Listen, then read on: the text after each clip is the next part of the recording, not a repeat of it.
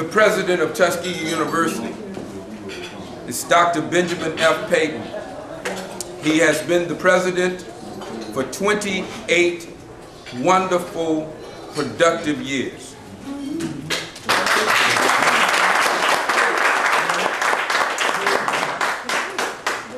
He has chosen to transition his labor in other ways, but he will forever be an integral part of Tuskegee University, the city of Tuskegee, and our development.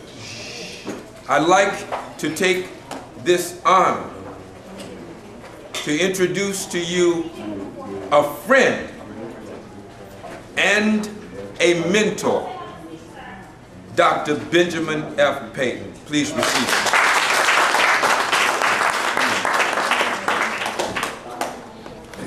Good morning.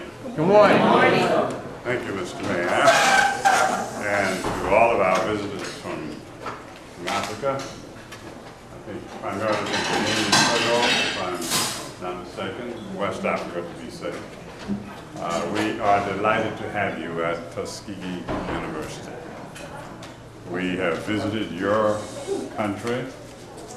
Mrs. Payton and I were in Togo about 7 or 8 years ago on the anniversary of the first students who went to Africa from this institution, from Tuskegee,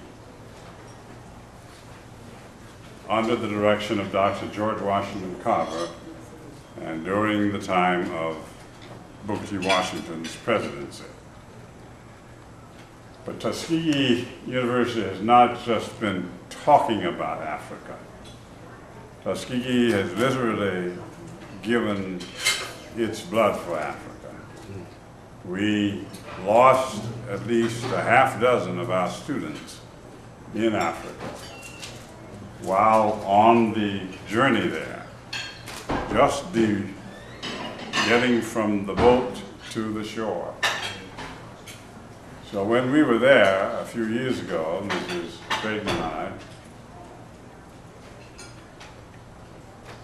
we had the distinct and rare honor of placing a bouquet of flowers on the waves in behalf of, in honor of, in memory of the students of Tuskegee University who had died while trying to get from the ship to the shore in order to carry out a mission aimed at encouraging the development of Africa.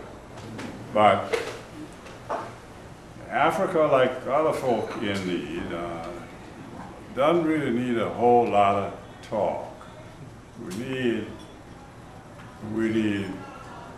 action driven by intelligent policies that will lead to significant economic and social development, progress.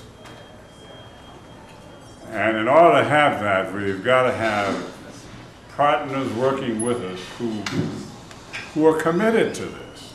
Folks who are not there just to get a picture in the paper or to do something else, but who really, really dare to help the countries in Africa develop themselves. And this is another point that's important. In the development efforts of Africa, I hope that your emphasis will continue to be on your leadership, what you can do, and what you must do in order to help people understand what you think is best for your country. That doesn't mean that you know everything. No, you don't. Nobody knows everything. We all need help. But it does mean that you know your situation more intimately and better than anybody else. And anybody who really wishes to help Africa needs to come with an open mind, open ears, an open heart, and a readiness to really roll up one's sleeves and go to work. Yes. That's what the Tuskegee students did. They came along with members of our faculty. And it wasn't just a 2 or 3 day stay. Some of them stayed as long as a decade. Some went to Africa and fell in love not only with the place, but with the women also. Which was fine. They got married. That's even better. And some returned to Africa. Some have been interred, buried there in Africa. And so we were there as the president and first lady of Tuskegee University, celebrating the anniversary of the date when the first students and faculty left Tuskegee University to go to Togo. And what was their purpose? Their purpose was to share knowledge about how to produce food and fiber more cheaply and more effectively with a greater yield, a larger product. In other words, we had access to a fund of knowledge about how you can build yourselves and grow economically. And so we shared that with the people of Togo and Benin and others who wanted to in the region who wished to learn from the project. We had a specific focus on cotton, and I was really intrigued by the tours that they gave us, including showing us examples of the long staple cotton that took root in Benin as a result of the knowledge they gained from the people from Tuskegee, who didn't just go over there and run back. They went over there and worked with the people, and some of us gave their lives. I use that as an example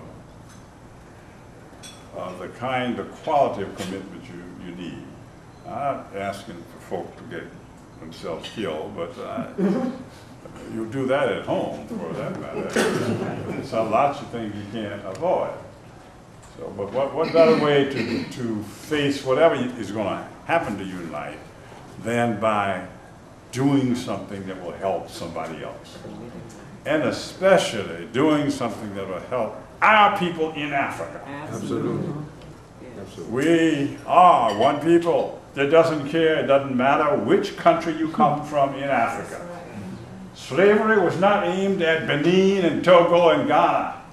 Slavery was aimed at the whole continent of Africa. That's right. And we who are here now with my color and my kind of hair, beautiful folk. Oh, yes. That's right. We didn't come here because my foreparents might have come from Guinea or Ivory Coast or even Togo. We came here because my foreparents were in Africa. And the focus was on Africa and extracting human labor to come and develop this country.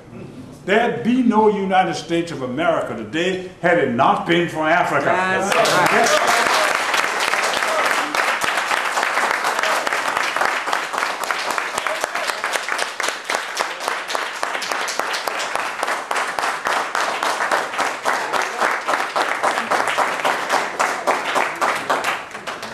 Any sober scholar who looks at the facts will have to agree with that.